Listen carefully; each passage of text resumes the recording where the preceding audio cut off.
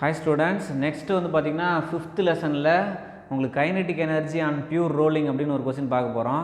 Kinetic எனர்ஜினா உங்களுக்கு தெரியும் ½ mv² அப்படின்னு சொல்லுவோம். இது வந்து பார்த்திங்கன்னா ரோல் ஆகுதுனாக்கா அதில் ரெண்டு விதமான மூவ்மெண்ட் இருக்குது. ஒன்று டிரான்ஸ்லேஷனல் மோஷன் ஒன்று இருக்குது, இன்னொன்று ரொட்டேஷனல் மோஷன் இருக்குதுன்னு தெரியும்.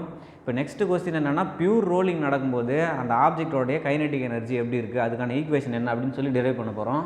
ஃபஸ்ட்டு என்ன எப்படி ஆரம்பிக்கிறாங்கன்னு பாருங்கள். In general the pure rolling is the combination of translational and rotational motion. இது உங்களுக்கு தெரியும், ஓகேவா?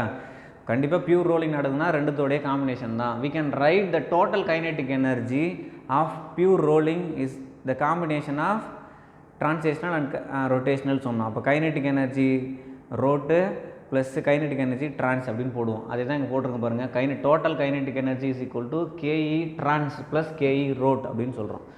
நெக்ஸ்ட் இதில் என்னென்னலாம் இருக்குது சார் அப்படின்னு பார்த்தீங்கன்னா, if the mass of rolling object is m and it is moving with the velocity VCM, ஓகேவா? அப்போ சென்டர் ஆஃப் மாஸும் அந்த ஆப்ஜெக்ட்டும் மூவ் ஆகிறதுக்கு ஒரே வெலாசிட்டி தான். என்னது VCMனா என்னது? Velocity of centre of mass.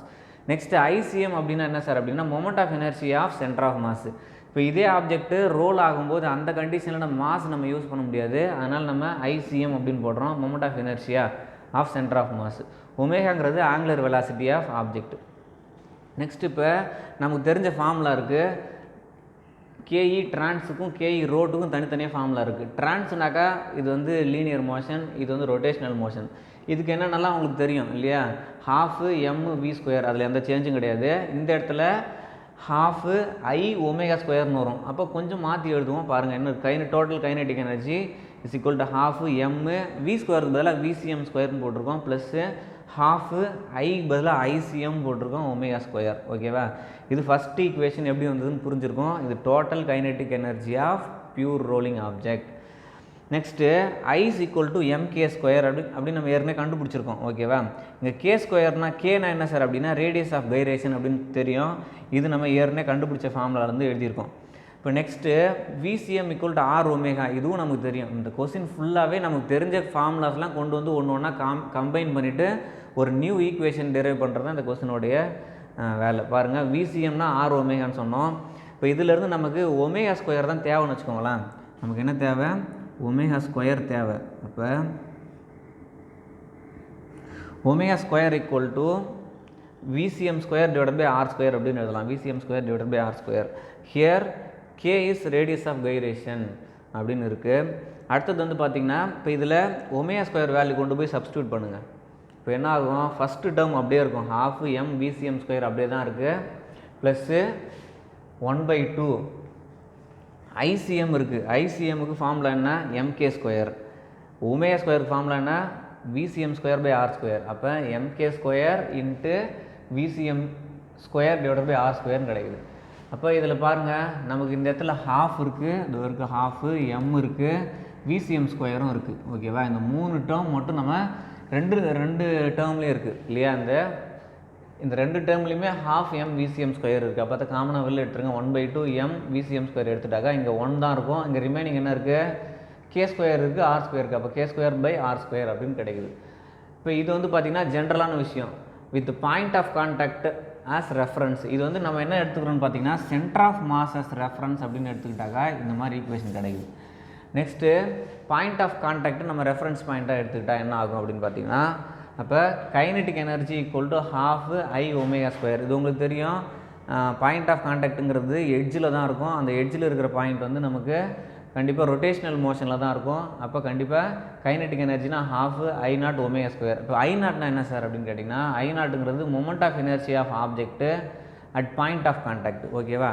I0ங்கிறது இப்போ இந்த இடத்துல நம்ம என்ன சொன்னோம்? ICM அப்படின்னு சொன்னது.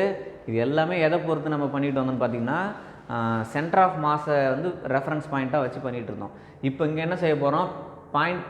பாயிண்ட் ஆஃப் கான்டாக்டை ரெஃபரன்ஸ் பாயிண்ட்டாக வச்சுக்கிறோம். அப்போ I0னா பாயிண்ட் ஆஃப் கான்டாக்டில் moment of inertia. Next VCM equal to R omega, இது தெரிஞ்ச ஃபார்முலா. இதிலிருந்து நம்ம ω² equal to VCM² divided by R². இதில் எழுதின அதே ஃபார்முலா தான் நான் என்ன செய்கிறேன், இங்கேயும் எடுத்து திரும்ப எழுதியிருக்கேன். நெக்ஸ்ட் இதில் அப்படியே சப்ஸ்டியூட் பண்ணுங்கள். Kinetic energy equal to ½ I0 அப்படியே இருக்குது. ω² பதிலாக VCM² டிவைடட் பை R² அப்படின்னு போடுறோம். நெக்ஸ்ட் இதில் ஐ நாட் அப்படிங்கிறது பாயிண்ட் ஆஃப் கான்டாக்டில் மூமெண்ட் ஆஃப் இனர்ஷியாங்கிறது நமக்கு ரெண்டுத்தோடைய காம்பினேஷன் ஓகேவா. ஒன்று வந்து mk square plus mr square அப்படின்னு சொல்கிறோம் ஓகேவா. இது வந்து mk ஸ்கொயருங்கிறது ஃபார் ரேடியஸ் ஆஃப் கைரேஷன் இருக்குது. இது வந்து எதுக்கு ரொட்டேஷ்னல் மோஷனுக்கு. mr ஸ்கொயருங்கிறதும் ரொட்டேஷ்னல் மோஷனுக்கு. இது ரெண்டுத்தையும் ஆட் பண்ணால் கிடைக்கிறது தான் நமக்கு டோட்டல் மொமெண்ட் ஆஃப் இனர்ஷியா அப்படின்றோம். அப்போ இதை கொண்டு போய்ட்டு என்ன செய்யலாம், இங்கே சப்ஸ்டியூட் பண்ணுங்கள். சப்ஸ்டியூட் பண்ணால் kinetic energy equal to ½ into mk square plus mr square அப்படின்னு இருக்குது. இது கொண்டு வந்து இங்கே சப்ஸ்டியூட் பண்ணிட்டோம்.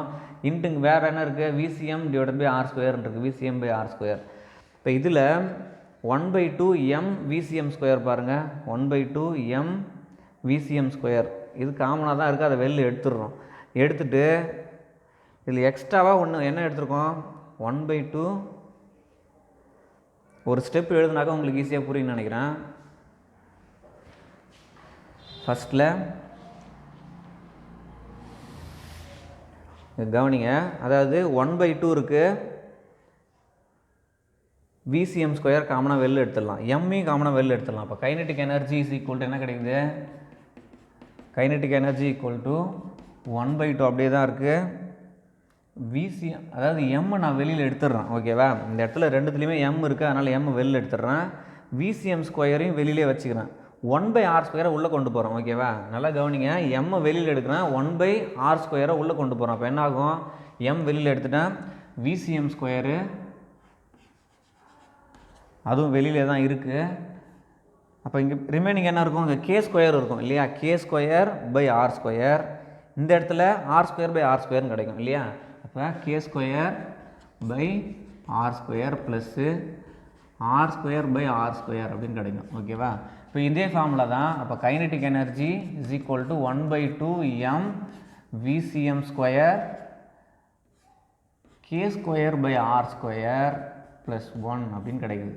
இது வந்து எதுக்கான formula, this is formula for total kinetic energy if I0 is reference point, இல்லை point of contact is reference point அப்படின்னு எடுத்துக்கிறோம். அந்த மாதிரி எடுத்தால் இந்த ஈக்குவேஷன் கிடைக்குது. இப்போ இது ரெண்டு ஈக்குவேஷனுக்கு ஏதாவது வித்தியாசம் இருக்கா பாருங்கள். Kinetic energy equal 1/2 m VCM square 1 + k square by r square, அங்கே k square by r square அதே ஈக்குவேஷன் தான் இதுவும் ஓகேவா. அப்போ நமக்கு ரெஃபரன்ஸ் பாயிண்ட் எதுவாக இருந்தாலும் total kinetic energy does not change அப்படின்னு நம்ம ப்ரூவ் பண்ணுறோம் ஓகேவா. அப்போ இந்த கொஸ்டின் வந்து கண்டிப்பாக ரொம்ப ரொம்ப முக்கியமான கொஸ்டின், நீங்கள் படித்தாகணும், எக்ஸாமில் கண்டிப்பாக கேட்பாங்க. என்னென்னு பார்த்தீங்கன்னா kinetic energy on pure rolling அப்படின்னு கேட்டாங்கன்னா இங்கே இருக்கிறது அப்படியே எழுதுங்க போதும், 5 மார்க்கில் வரும். சப்போஸ் 3 மார்க்கில் வருதுன்னா கொஞ்சம் பெரிய கொஸ்டின் அர்த்தம் ஓகேவா. 5 மார்க்கில் கண்டிப்பாக கேட்பாங்க. திரும்ப திரும்ப படிங்க. ரொம்ப ரொம்ப சிம்பிள் கொஸ்டின், புக்கில் இருக்கிற மாதிரி நீங்கள் ஃபுல்லாக எழுதணும்னு அவசியம் கிடையாது. இந்த மாதிரி எழுதினாலே போதுமானது. Okay, thank you.